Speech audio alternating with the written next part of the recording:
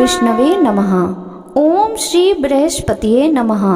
आज बृहस्पतिवार के दिन सुनिए बृहस्पति देवता की संपूर्ण कथा एवं आरती। पौराणिक कथा के अनुसार प्राचीन समय में विदर्भ देश में चित्रसेन नामक राजा राज्य करता था। वह बड़ा प्रतापी और दानी था। वह नित्य देवालय मंदिर में दर्शन करने जाता और गुरु एवं साधुओं की सेवा किया करता था।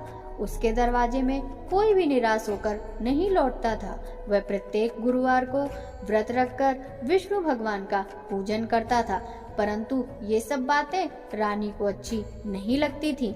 वह न स्वयं व्रत करती और न किसी को एक पैसा तक दान में देती थी। तब राजा से भी ऐसा करने को मना किया करती थी। एक दिन की बात है कि राजा तो शिकार खेलने वन में गए हुए थे। घर पर रानी व उसकी दासी अकेली थी। उस समय बृहस्पति देव एक साधु का रूप धारण कर राजा के दरवाजे पर भिक्षा मांगने आए। तो रानी कहने लगी, हे साधु महाराज, मैं तो इस दान पुण्य से तंग आ गई हूँ। मुझे तो घर का ही कार्य समाप्त नहीं होता। दान पुण्य के लिए तो पति देव ही बहुत हैं। अब आप इस प्रकार की कृपा करें कि यह सब धन नष्ट हो जावे और मैं आराम से रह सकूं। साधु बोले, हे देवी, धन से तो कोई दुखी नहीं होता, इसको तो सभी चाहते हैं। पापी भी पुत्र की और धन की इच्छा करते हैं।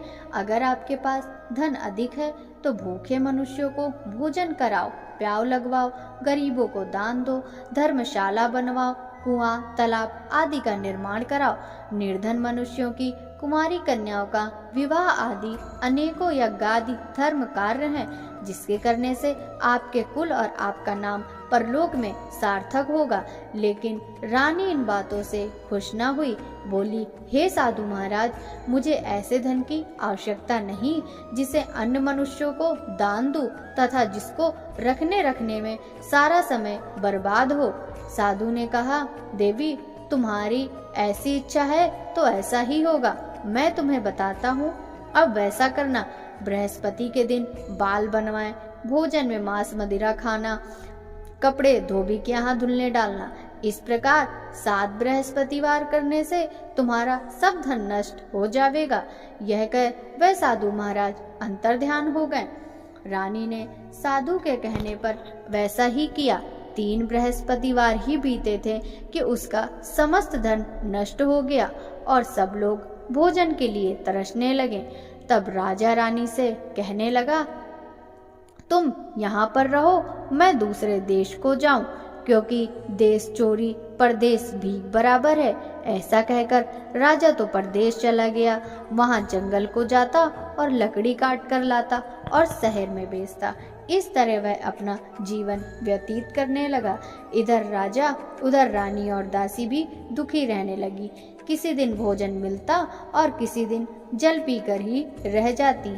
एक समय रानी और दासी को 7 रोज बिना भोजन के व्यतीत हो गए। तो रानी ने अपनी दासी से कहा, हे दासी, पास के नगर में मेरी एक बहन रहती है। वह बड़ी धनवान है। तू उसके पास जा और वहां से 5 सेर बेझर ही मांग ला, जिससे कुछ समय के लिए गुजर हो जाएगी। रानी की आज्ञा से दासी उसके बहन के पास गई। रानी की बहन उस समय बृहस्पति देव का पूजन कर रही थी। दासी ने रानी की बहन को देखा तो उससे बोली, हे रानी, मुझे तुम्हारी बहन ने भेजा है, मेरे लिए 5 सेर बेझर दे दो। दासी ने यह अनेक बेर कहा, परंतु रानी ने कुछ उत्तर नहीं दिया, क्योंकि वह उस समय बृहस्पतिवार की कथा पढ़ रही थी। जब बांदी को किसी प्रकार का कोई उत्तर नहीं मिला तो वह बहुत दुखी हुई और लौटकर रानी के पास आकर बोली, हे रानी जी, तुम्हारी बहन तो बड़ी आदमीन है। वह हम छोटे लोगों से बात भी नहीं करती। रानी बोली, हे दासी, इसमें उसका कोई दोष नहीं है। जब बुरे दिन आते हैं तब कोई सहारा नहीं देता। अच्छे बुरे का पता आपत्ति काल में ही लगता है। यह हमारे भाग्य का दोष है। इधर उस रानी ने देखा कि बहन की दासी आई थी, परंतु मैं पूजा में लगी होने के कारण उससे नहीं बोली। यह सोचकर वह अपनी बहन के घर जाकर अपनी बहन से कहने लगी, हे बहन, मैं बृहस्पतिवार का व्रत कर रही थी। जब तक कथा होती है तब तक ना उठते हैं और ना बोलते हैं, इसलिए मैं तुम्हारी दासी से ना बोली। कहो दासी क्यों गई थी? रानी बोली, बहन, हमारे घर में अनाज नहीं था, इस कारण मैंने दासी को तुम्हारे पास से कुछ अनाज लाने के लिए भेजा था। बहन बोली, रानी जी, बृहस्पति भगवान सबकी इच्छाएं पूर्ण करते हैं। देखो शायद तुम्हारे घर में अनाज रखा हो। इस प्रकार के वचन सुन रानी घर के अंदर गई तो उसे एक घड़ा बेजर से भरा हुआ मिल गया। रानी और दासी बहुत खुश हुई। दासी कहने लगी, हे रानी जी, देखो, हमको अब जब भोजन नहीं मिलता तो हम हर रोज व्रत करते हैं। अगर इनसे व्रत की विधि और कथा पूछ ली जावे तो हम भी किया करेंगे। तब उस रानी के पूछने पर रानी की बहन ने कहा, गुरु के व्रत में चने की दाल व हल्दी से विष्णु भगवान का केले की जड़ में पूजन कर दीपक जलावें, पीला भोजन करें तथा कहानी सुने। इस प्रकार से गुरु भगवान प्रसन्न होते हैं, अन्न धन पुत्र देते हैं, व्रती की मनोकामना पूर्ण करते हैं। रानी व दासी दोनों ने निश्चय किया कि वे बृहस्पति का व्रत एवं पूजन अवश्य करेंगी। 7 रोज बाद जब बृहस्पतिवार आया तो उन्होंने व्रत रखा। दासी घुड़साल में जाकर चने की दाल व गुड़ बीन लाई और विष्णु भगवान का पूजन किया। अब भोजन पीला कहाँ से आवे, यह सोचकर बेचारी बड़ी दुखी हुई, परंतु उन्होंने व्रत किया था, इस कारण गुरु भगवान प्रसन्न थे। वे 2 थालों में सुंदर पीला भोजन लेकर आए और दासी को देकर बोले, हे दासी, यह तुम्हारे और रानी के लिए है, तुम दोनों करना। दासी बड़ी प्रसन्न हुई और रानी से जाकर बोली, चलो रानी जी, भोजन कर लो। रानी को तो इस विषय में कुछ पता ही नहीं था, इसलिए वह दासी से बोली, तू ही भोजन कर, क्यों तू हमारी व्यर्थ में हंसी उड़ाती है? दासी बोली, एक महात्मा भोजन दे गए हैं। रानी कहने लगी, वह भोजन तेरे लिए ही दे गए हैं, तू ही भोजन कर। दासी ने कहा, वह महात्मा हम दोनों को 2 थालों में भोजन दे गए हैं, इसलिए हम और तुम दोनों ही साथ साथ भोजन करेंगी। इस प्रकार रानी और बांदी ने गुरु भगवान को नमस्कार कर भोजन ग्रहण किया। उस दिन से रानी और बांदी गुरुवार का व्रत और विष्णु भगवान का पूजन करने लगी। बृहस्पति भगवान की कृपा से रानी और दासी के पास फिर से धन हो गया। रानी उसी प्रकार फिर से आलस करने लगी। तब दासी बोली, देखो रानी जी, तुम पहले भी इस प्रकार का आलस करती थी, इसी से सब धन नष्ट हुआ। अब गुरु भगवान की कृपा से धन मिला है तो फिर तुम्हें आलस्य होता है। बड़ी मुसीबतों के बाद हमने यह धन पाया है, इसलिए तुम्हें दान पुण्य करना चाहिए। अब आप भूखे मनुष्यों को भोजन कराओ, मंदिर पाठशाला बनवा के दान दो, कुंवारी कन्याओं का विवाह कराओ। इस तरह धन को शुभ व धर्म कार्यों में खर्च करो, जिससे तुम्हारे कुल का यश बढ़े तथा स्वर्ग प्राप्त हो। इस प्रकार तुम्हारे पितर भी प्रसन्न होंगे। रानी ने जब ये शुभ कार्य करने प्रारंभ कर दिए तो उनका यश फैलने लग गया। एक दिन रानी और दासी विचार करने लगी कि न जाने राजा किस दशा में होंगे, उनकी कोई खबर नहीं मिली है। उन्होंने गुरु भगवान से प्रार्थना की तो भगवान ने रात्रि में राजा को स्वप्न में कहा, हे राजा, जा तेरी रानी तुझको याद करती है। राजा प्रातःकाल उठा और विचार करने लगा। स्त्री जाति खाने व पहनने की संगनी होती है, पर स्वप्न की बात मानकर वह अपने नगर के लिए चलने को तैयार हुआ। यहाँ परदेश में वह प्रतिदिन जंगल से लकड़ी लाता और शहर में बेचकर अपने जीवन को बड़ी कठिनाई से व्यतीत कर रहा था। जब वह एक दिन राजा दुखी हो अपनी पुरानी बातों को याद करके रोने लगा, तब उस जंगल में बृहस्पति एक साधु का रूप धारण कर आए और राजा के पास आकर बोले, हे लकड़हारे, तुम इस सुनसान जंगल में किस चिंता में बैठे हो, मुझे बतलाओ। यह सुनकर राजा सजल नेत्रों से साधु की वंदना करते हुए बोला, प्रभु आप तो सब कुछ जानते हो। इतना कहकर राजा ने साधु को अपनी संपूर्ण कहानी सुना दी। महात्मा तो दयालु होते हैं। वे बोले, अब तुम किस बात की चिंता मत करो, भगवान तुम्हें पहले से अधिक धनवान करेंगे। देखो तुम्हारी स्त्री ने गुरुवार का व्रत प्रारंभ कर दिया और तुम भी मेरा कहा मानकर बृहस्पतिवार के दिन व्रत रखकर चने की दाल व गुड़ लोटे में डालकर केले का पूजन किया करो तथा कहा करो, भगवान तुम्हारी सब कामनाओं को पूर्ण करेंगे। साधु को प्रसन्न देख राजा बोला, प्रभु मुझे लकड़ी बेचकर इतना पैसा नहीं मिलता जिससे भोजन करने के बाद कुछ बचा सकूं। मैंने कल रात्रि में अपनी रानी को भी व्याकुल देखा है। मेरे पास कुछ भी नहीं है जिससे उसकी खबर भी मंगा सकूं। फिर मैं कौन सी कहानी कहूँ यह भी मुझको मालूम नहीं है। साधु ने कहा, तुम किसी बात की चिंता मत करो। बृहस्पतिवार के दिन तुम रोजाना की तरह लकड़ियां लेकर शहर जाओ। तुम्हें रोजाना से दुगना धन प्राप्त हो जाएगा जिससे तुम पेट भर भोजन कर लोगे तथा बृहस्पति देव की पूजा का सामान भी आ जाएगा। बृहस्पति देव की कहानी इसी प्रकार कही जाती है। प्राचीन काल में एक बहुत निर्धन ब्राह्मण रहता था। उसको कोई संतान नहीं थी। उसकी स्त्री बहुत मलिनता के साथ रहती थी। वह न स्नान करती न किसी देवता का पूजन करती। प्रातः काल उठते ही सर्वप्रथम भोजन करती, बाद में कोई अन्य काम करती। ब्राह्मण देवता बड़े दुखी थे।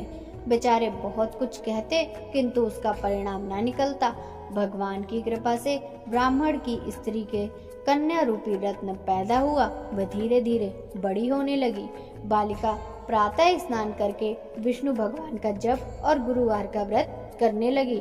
अपने पूजन को समाप्त कर वह स्कूल जाती। जाते समय मुट्ठी में जौ भर के ले जाती और स्कूल के मार्ग में डालती जाती। वे जौ स्वर्ण के हो जाते जिन्हें लौटते समय वह बीन कर ले आती थी। एक दिन बालिका सूप में सोने के जौ फटक कर साफ कर रही थी कि उसके पिता ने देख लिया तो कहा, बेटी सोने के जौ फटकने के लिए सोने का ही सूप होना चाहिए। दूसरे दिन गुरुवार था। कन्या ने व्रत रखा और बृहस्पति देव से प्रार्थना करके कहा, हे प्रभु मैंने आपकी पूजा सच्चे मन से की है तो मेरे लिए सोने का सूप भी दो। बृहस्पति देव ने उसकी प्रार्थना स्वीकार कर ली। नित्य की भांति वह जौ डालती हुई पाठशाला गई। तब लौटते में जौ बीन रही थी। बृहस्पति देव की कृपा से वहां सोने का सूप मिला। वह उसे घर ले आई और उससे जौ साफ करने लगी। एक दिन की बात है, वह कन्या सोने के सूप में सोने के जौ फटक रही थी। उसी समय नगर का राजपुत्र वहां से होकर निकला। इस कन्या के रूप में अद्भुत कार्य को देखकर मोहित हो गया। अपने घर जाकर भोजन तथा जल त्याग कर उदास होकर लेट गया। राजा को जब पता लगा तो अपने प्रधानमंत्री के साथ उसके पास गए और बोले, बेटा तुम्हें किस बात का कष्ट है? किसी ने तुम्हारा अपमान किया है अथवा कोई अन्य कारण हो सो कहो, मैं वही काम करूंगा जिससे तुम्हें प्रसन्नता हो। राजकुमार बोला, मुझे आपकी कृपा से किसी बात का दुख नहीं। मैं तो उस लड़की के साथ विवाह करना चाहता हूँ जो सोने के सूप में सोने के जौ साफ कर रही थी। यह सुन राजा आश्चर्य में पड़ गया और बोला, बेटा ऐसी कन्या का पता हमें बताओ, मैं उसके साथ तेरा विवाह अवश्य ही करा दूंगा। राजकुमार ने उस लड़की के घर का पता बतलाया तो मंत्री उस लड़की के घर गए और ब्राह्मण से सभी हाल कहा। वह ब्राह्मण अपनी कन्या का विवाह करने के लिए तैयार हो गया। ब्राह्मण ने कन्या का विवाह एक शुभ मुहूर्त में राजकुमार के साथ करा दिया। कन्या के घर से जाते ही उस ब्राह्मण के घर में पहले की भांति गरीबी का निवास हो गया। भोजन के लिए भी अन्न बड़ी मुश्किल से जुटता था। एक दिन दुखी होकर ब्राह्मण देवता अपनी पुत्री के पास पहुँचे। बेटी ने पिता की दुखी अवस्था देखी तो बहुत सा धन अपने पिता को दिया। इस तरह उस ब्राह्मण का कुछ समय फिर सुखपूर्वक व्यतीत हुआ। कुछ दिन बाद ब्राह्मण फिर अपनी कन्या के यहाँ गया। लड़की बोली, हे पिताजी, आप माताजी को यहाँ लिवा लाओ, मैं वह विधि बता दूंगी जिससे गरीबी दूर हो जाएगी। वह ब्राह्मण अपनी स्त्री को साथ लेकर कन्या के घर पहुंचा तो पुत्री अपनी माँ को समझाने लगी, हे माँ, तुम प्रातः उठकर प्रथम स्नान आदि करके विष्णु भगवान का पूजन किया करो। परंतु उसकी माँ ने एक बात भी न मानी। वह प्रातः काल उठकर अपनी पुत्री के बच्चे को जूठन उठाकर खा लेती और उसकी पुत्री पूजन आदि के लिए कहती तो कह देती, मैंने खाना खा लिया है।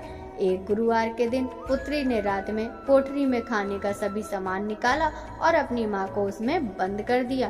प्रातः काल उससे बाहर निकाला तथा स्नान आदि करा के पूजन करवाया। उसके बाद माँ से प्रत्येक गुरुवार को व्रत कराने लगी। इस व्रत के प्रभाव से उसकी अज्ञानता का नाश हो गया। बृहस्पति देव के प्रभाव से वह अपने पति सहित सुख भोग कर अंत में स्वर्ग को गई। इस तरह कथा सुनाकर साधु देवता वहां से लोप हो गए। धीरे धीरे समय व्यतीत होने पर बृहस्पतिवार का दिन आया। राजा जंगल से लकड़ी काटकर शहर बेचने गया। उसे उस दिन रोज से ज्यादा पैसे मिले। राजा ने चने की दाल आदि लाकर व्रत किया। अब तो सभी क्लेश दूर होने लगे, परंतु एक गुरुवार को वह व्रत करना भूल गया। इस कारण बृहस्पति देव नाराज हो गए। उस दिन वहां के राजा ने विशाल यज्ञ का आयोजन किया था। उसने नगर में यह घोषणा करा दी कि कोई भी मनुष्य अपने घर भोजन न बनावे, न चूल्हा में आग जलावे। समस्त जनता मेरे यहाँ भोजन करने आवे। इस आज्ञा को जो न मानेगा उसको सजा दी जाएगी। राजा की आज्ञानुसार नगर के सभी लोग भोजन करके चले गए, मगर वह लकड़हारा कुछ देर से पहुंचा, इसलिए राजा उसको अपने साथ महल में लिवा गए। जब वह भोजन कर रहे थे तो रानी की नजर खूंटी पर पड़ी जिस पर उसका हार लटक रहा था। अब हार वहां नहीं था। रानी ने कहा, मेरा हार इसी मनुष्य ने चुरा लिया है। राजा ने उसको जेल खाने में डलवा दिया। जब राजा जेल खाने में पड़ गया तो विचार करने लगा कि जाने कौन से कर्म से मेरे लिए यह दुख प्राप्त हुआ। वह साधु की याद करके रोने लगा तो बृहस्पति देव साधु के रूप में प्रकट हो गए और उसकी दशा देखकर कहने लगे, अरे मूर्ख, तूने इस बार बृहस्पति देव का व्रत नहीं किया, इस कारण तेरे लिए दुख प्राप्त हुआ है। अब चिंता मत कर, बृहस्पतिवार के दिन जेल खाने के दरवाजे पर कुछ पैसे पड़े मिलेंगे, तू सामान मंगाकर व्रत करना। ऐसा ही हुआ और राजा ने कथा कही। उसी रात्रि को बृहस्पति देव ने उस राजा को स्वप्न में कहा, हे राजा, तुमने जिस आदमी को जेल खाने में बंद किया है वह निर्दोष है, उसे छोड़ देना। रानी का हार तो उसी खूंटी पर लटका है, अगर ऐसा नहीं करेगा तो मैं तेरे राज्य को नष्ट कर दूंगा। राजा प्रातः काल उठा और खूंटी पर हार देखकर लकड़हारे को बुलाकर क्षमा मांगी तथा राजा के योग सुंदर वस्त्र आभूषण देकर उसे विदा किया। अब गुरुदेव की आज्ञा अनुसार राजा अपने नगर को चल दिया। राजा अपने नगर के निकट पहुंचा तो उसे बड़ा आश्चर्य हुआ। नगर में पहले से अधिक बाग, तालाब और कुएं तथा बहुत सी धर्मशाला, मंदिर बन गए थे। राजा ने पूछा, यह किसके बाग और धर्मशाला हैं? तब नगरवासी कहने लगे, यह सब रानी और बांदी के हैं। राजा को सोच हुआ और गुस्सा भी आया। जब रानी ने यह खबर सुनी कि राजा आ रहे हैं तो उसने बांदी से कहा, हे दासी, देख, राजा हमको कितनी बुरी हालत में छोड़ गए थे, कहीं ऐसी हालत देखकर कुछ संदेह करके लौट नहीं जाएं। दासी राजा को अपने साथ लिवा लाई। राजा ने क्रोध करके अपनी तलवार निकाली और रानी से पूछा कि इतना धन तुम्हें कैसे प्राप्त हुआ? रानी ने कहा, हमें यह सब धन बृहस्पति देव के व्रत एवं पूजा से प्राप्त हुआ। राजा तो स्वयं उनका प्रभाव देख चुका था, अतः प्रसन्न हो गया। अब राजा ने निश्चय किया कि 7वें दिन तो सभी बृहस्पति देव का पूजन करते हैं, परंतु मैं प्रतिदिन 3 बार कहानी कहूँगा। राजा ने दुपट्टे में हर समय दाल बंधी रहती। वह दिन में 3 बार कहानी कहता। एक बार राजा ने सोचा कि चलो अपनी बहन के यहाँ हो आवे। यह सोचकर राजा अपने घोड़े पर सवार हो अपनी बहन के यहाँ चल दिया।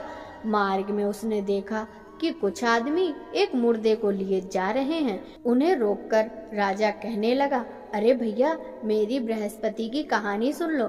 वे बोले, लो, हमारा आदमी मर गया, इसे अपनी कथा की पड़ी। परंतु कुछ आदमी बोले, अच्छा कहो, तुम्हारी कथा हम सुनेंगे। राजा ने दाल निकाली और कथा कही। जब कथा आधी हुई तो मुर्दा हिलने लगा और समाप्त होने पर राम राम करके खड़ा हो गया। आगे मार्ग में एक किसान खेत में हल चलाता मिला। राजा उससे बोला, अरे भैया, मेरी बृहस्पतिवार की कथा सुन लो। किसान बोला, जब तक मैं तेरी कथा सुनूंगा तब तक 4 हरैया न जोत लूंगा। तुम अपनी कथा किसी और को सुनाना। राजा आगे चला, परंतु राजा के हटते ही बैल पछाड़ खाकर गिर गए तथा किसान के पेट में बहुत जोर दर्द होने लगा। उसी समय उसकी माँ रोटी लेकर आई। जब उसने देखा तो अपने पुत्र से हाल पूछा। बेटे ने सभी हाल कह दिया।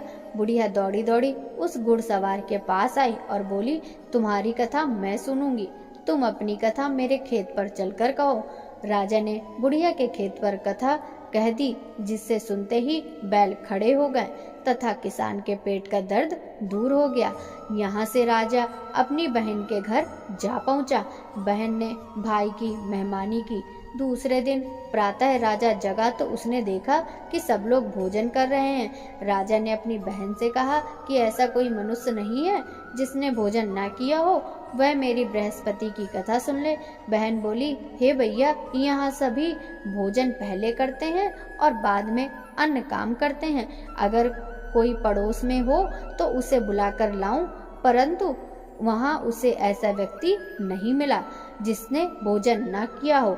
राजा के फिर से कहने पर वह कुम्हार के घर गई, जिसका लड़का बीमार था। उसे मालूम हुआ कि उसके यहाँ 3 रोज से किसी ने भोजन नहीं किया।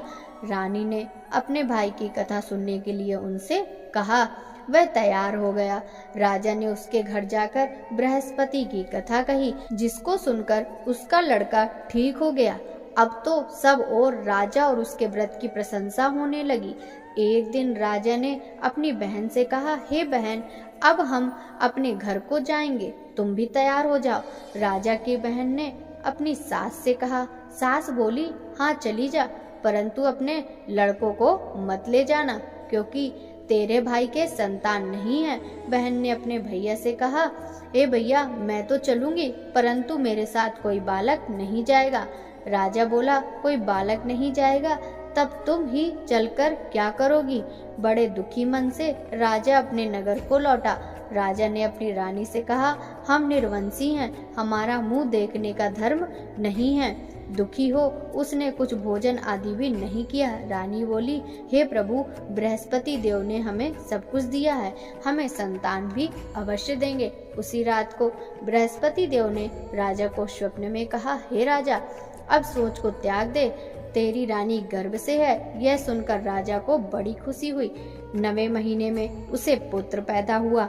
राजा बोला, हे रानी, स्त्री बिना कहे नहीं रह सकती, इसीलिए मेरी बहन जब बधाई लेकर आवे तो तुम उससे कुछ नहीं कहना।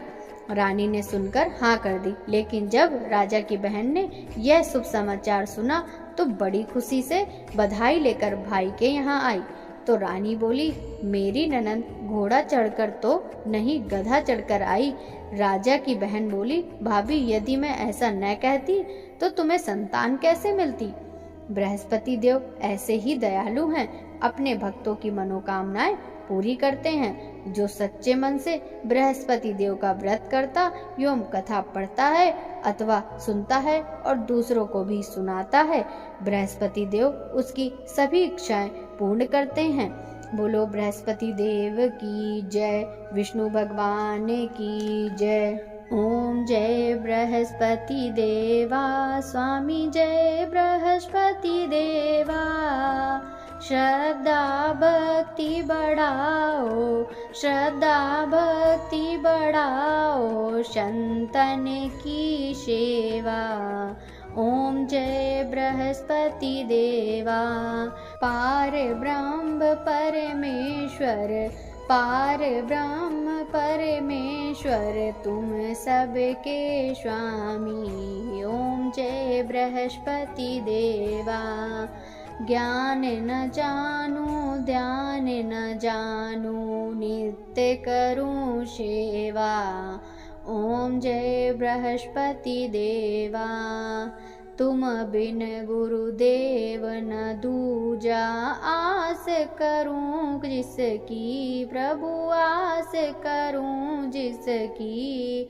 मैं अज्ञान अगोचर, तुम फल के देवा। ओम जय बृहस्पति देवा।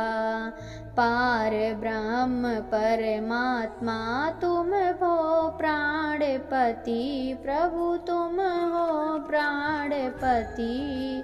दर्श दिखाओ मत तरसाओ, चारों फल देवा।